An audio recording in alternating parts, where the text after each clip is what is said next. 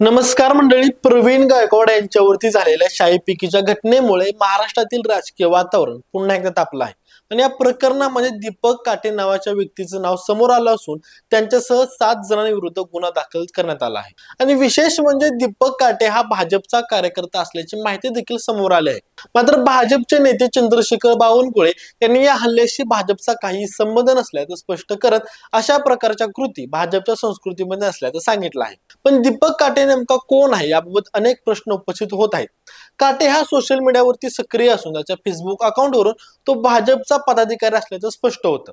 त्याचे भाजपशी संबंधित फोटो आणि पोस्ट देखील मोठ्या प्रमाणावरती पाहायला मिळतात.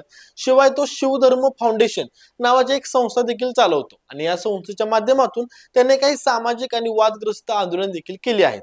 आणि याच आंदोलनानंतर संभाजी भिडेचं नाव बदलण्यात आलं होतं. याशिवाय संभाजी ब्रिगेड या संघटनेविरोधात देखील त्याचा आक्षेप होता. आणि या सगळ्यामध्ये सर्वात गंभीर बाब म्हणजे दीपक काटेवरती हत्येचा आरोप आहे.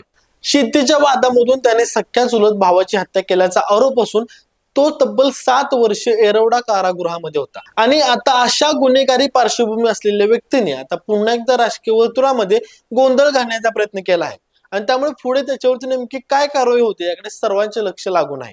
तर मंडळींनो, तुमच्या मते सरकारने अशा प्रकरणावरती नेमकी काय कारवाई करावी आणि अशा प्रवृत्तींना नेमकं किती प्रमाणात थांबवता येईल, तुमचं मत आम्हाला कमेंट्स मध्ये जरूर कळवा.